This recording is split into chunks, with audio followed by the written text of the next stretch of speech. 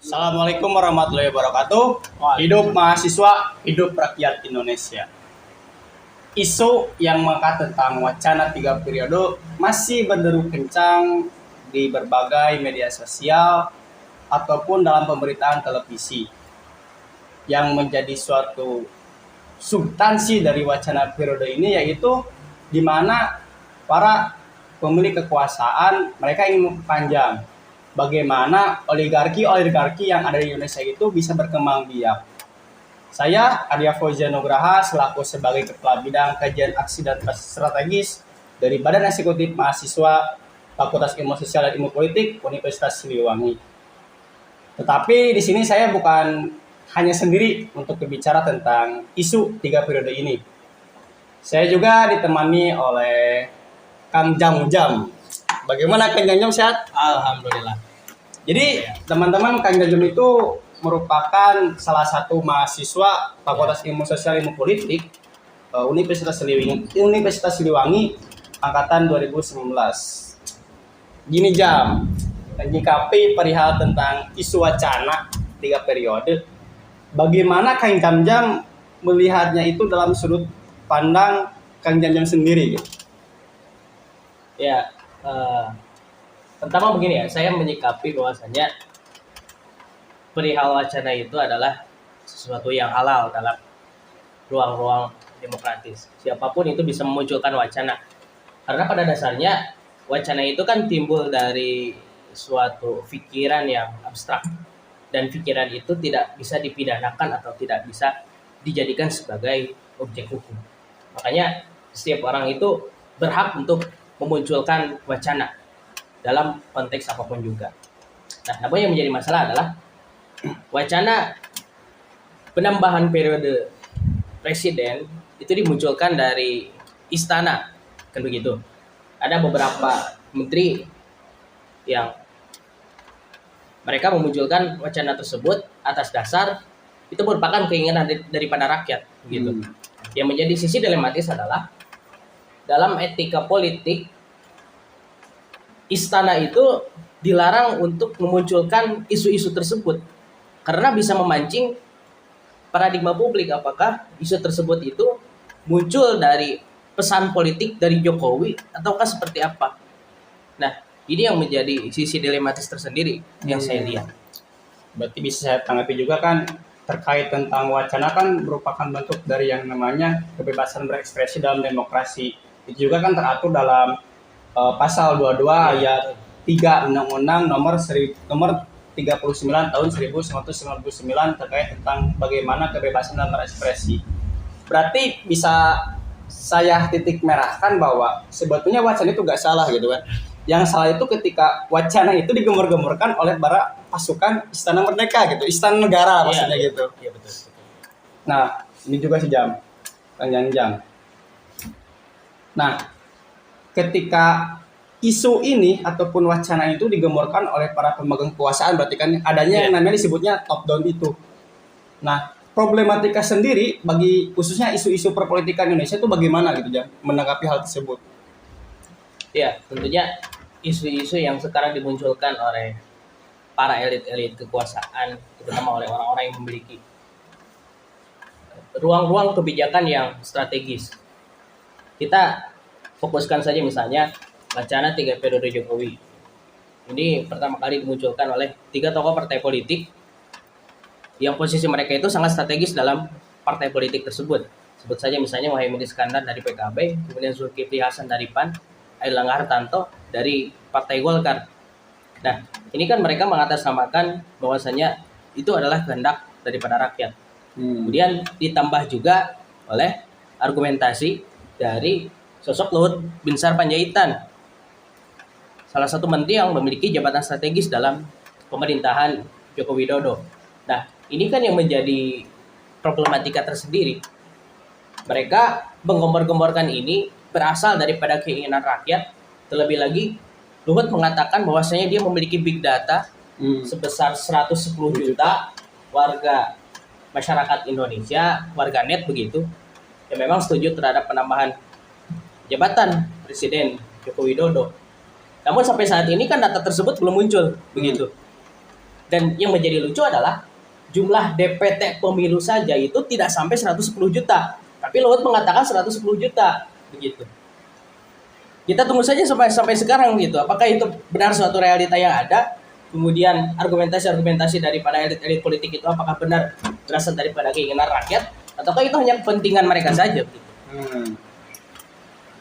Seperti juga kan kalau misalkan ini isu politik yang emang dinamikanya sangat-sangat kompleks itu. Bahkan kan ada klaim dari Abdesi gitu kan, yang dimana asosialisasi pemerintah desa seluruh Indonesia tuh mengklaim bahwa kita tuh mendukung yang namanya Presiden Jokowi untuk menambah jabatan yang aslinya 2 periode menjadi 3 periode, dengan alasannya itu dari sekian janji Bapak Jokowi kepada pemerintahan desa itu ada beberapa persen yang emang mereka puas, yang artinya itu Bapak Jokowi itu menepati janji. Tapi problematikanya di sini jam.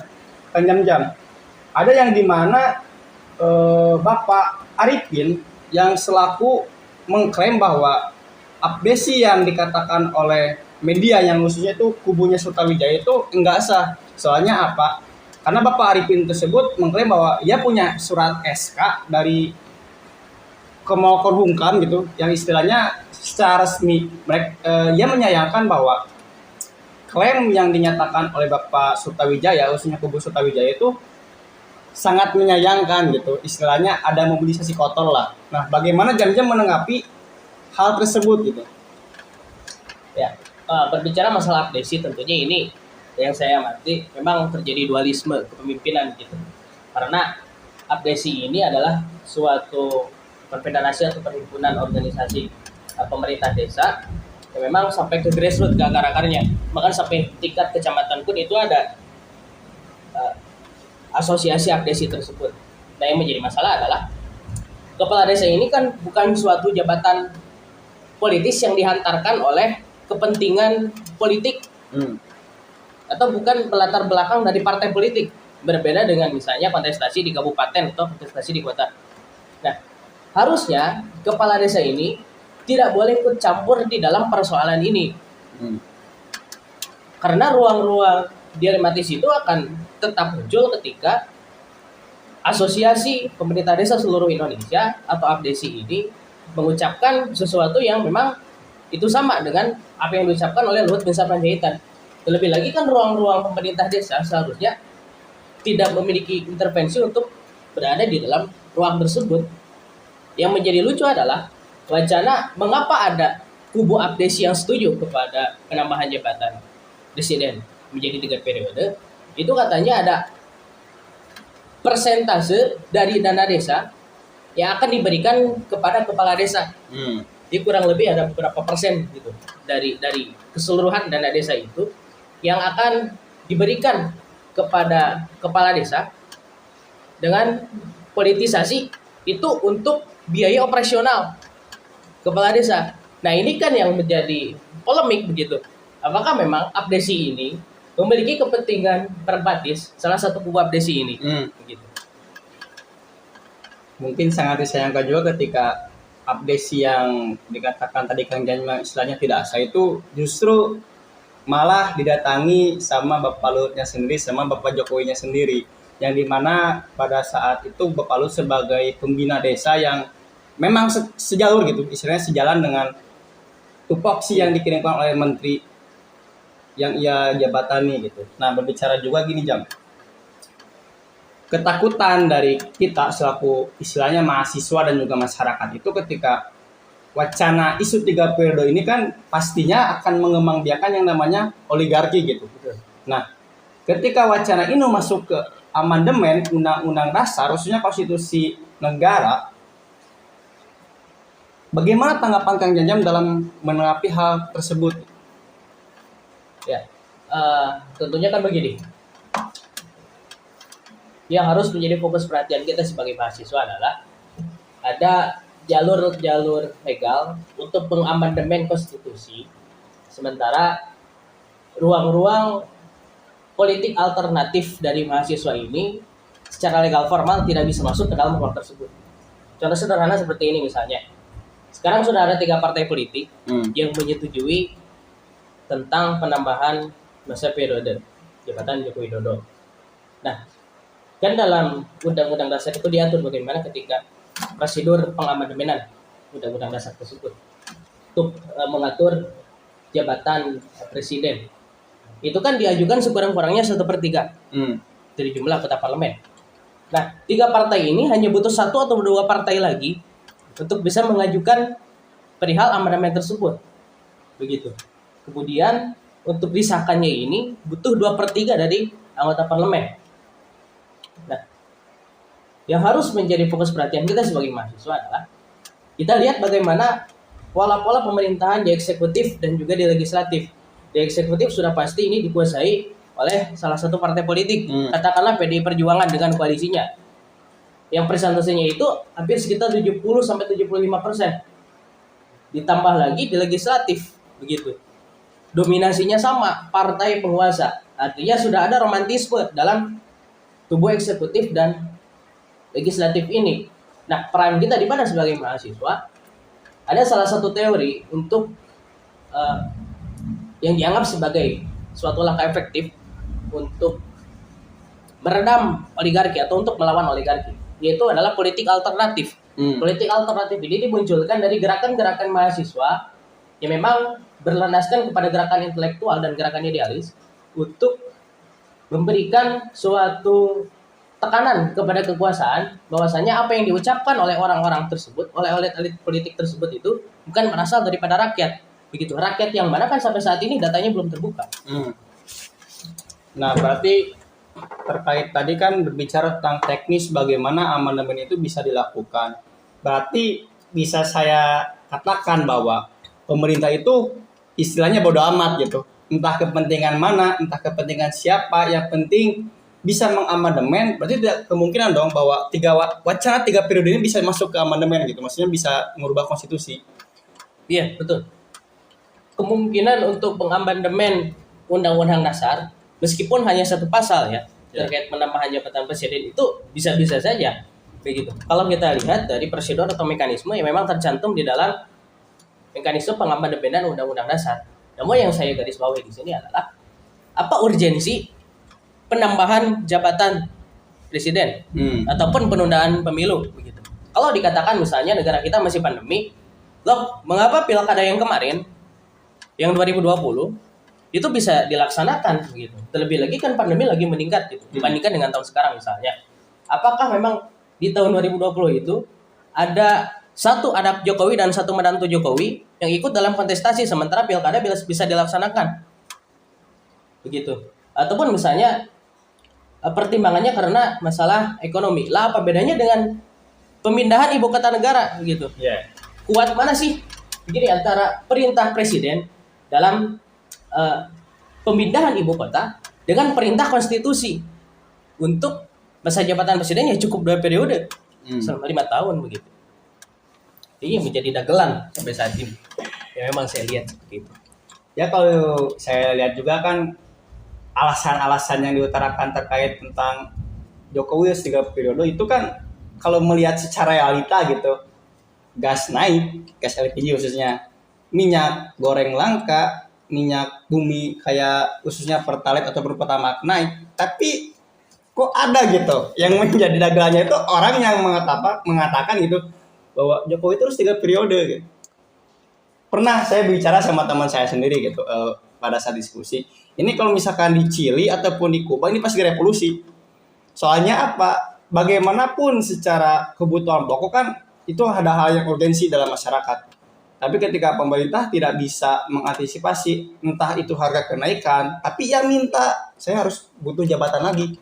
Saya harus menambah jabatan lagi dengan berbagai alasan yang emang nggak logis gitu. Maksudnya kayak terkait pemulihan ekonomi, terkait ya istilahnya adanya kepentingan-kepentingan yang emang gak logis gitu. Nah gini juga ada juga. Nah berarti kita selaku mahasiswa harusnya kayak gimana gitu. Selain tadi kata jam-jam adanya politik alternatif gitu. Sedangkan kan posisi kita selaku mahasiswa emang gak punya kekuatan secara masif atau istilah secara besar gitu. Bagaimana jam-jam menanggapi hal tersebut? Ya, tentunya kan begini, kita berkaca dari permasalahan Undang-Undang Cipta Kerja atau Undang-Undang Omnibus Law. Itu kan gerakan mahasiswa baru muncul, baru masif itu ketika undang-undang tersebut kan akan disahkan begitu. Sementara dalam tahap pemunculan wacana, gerakan mahasiswa ini tidak terlihat. Nah, ini yang harus kita antisipasi. Meskipun sekarang ini baru wacana, belum masuk ke dalam tahap pengajuan amandemen Undang-Undang Dasar 1945, mahasiswa ini harus peka terhadap wacana-wacana tersebut.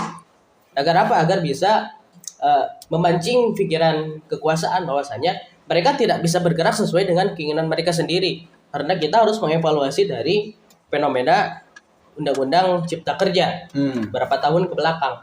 Gerakan mahasiswa bisa muncul, baru muncul setelah undang-undang tersebut akan disahkan atau sudah disahkan. Kan begitu.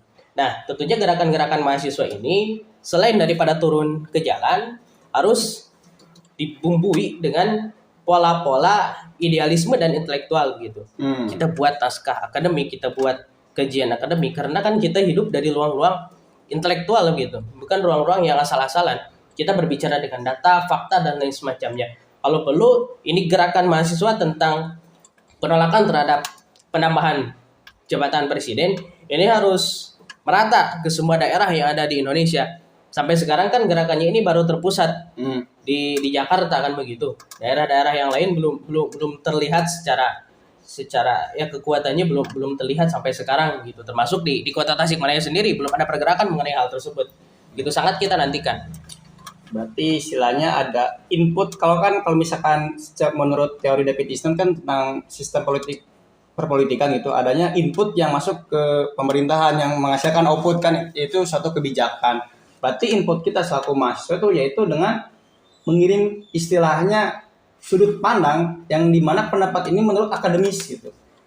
Ya bisa tadi yang disebutkan oleh Kang Jam-Jam berupa kajian akademik gitu kan ya, yang sehingga bisa memberikan suatu pandangan holistik kepada khususnya pada pemerintah terkait isu yang sedang ramai hari ini gitu. Betul. Mungkin begitu sih, Jam, nggak ada lagi yang mau diperpanjang. Paling dari kita lah selaku mahasiswa khususnya kepada pemerintah, tolonglah gitu, jangan main belakang, jangan main sepihak, karena kan alasannya karena 3 periode ini adalah ekonomi, tapi ketika lihat realitanya justru banyak sekali gitu harga-harga minyak, harga-harga gas, harga-harga sembako itu pada naik gitu kan.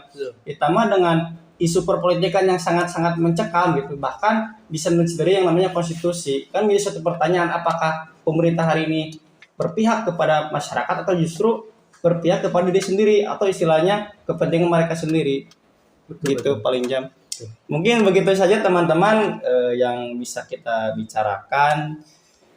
Ada satu kalimat dari kita yang dimana kawal terus kebijakan agar berpihak pada kesejahteraan, bergerak bersama pecahkan teka-teki keadilan. Kita selaku mahasiswa khususnya di mahasiswa Universitas Liling itu jangan sampai kita tidak peka gitu. Ada closing statement dari Kang Jam-Jam sendiri? Ya. Monggo silakan. Paling begini ya, sedikit menanggapi juga terkait tadi peran mahasiswa di fenomena yang sedang kita rasakan saat ini.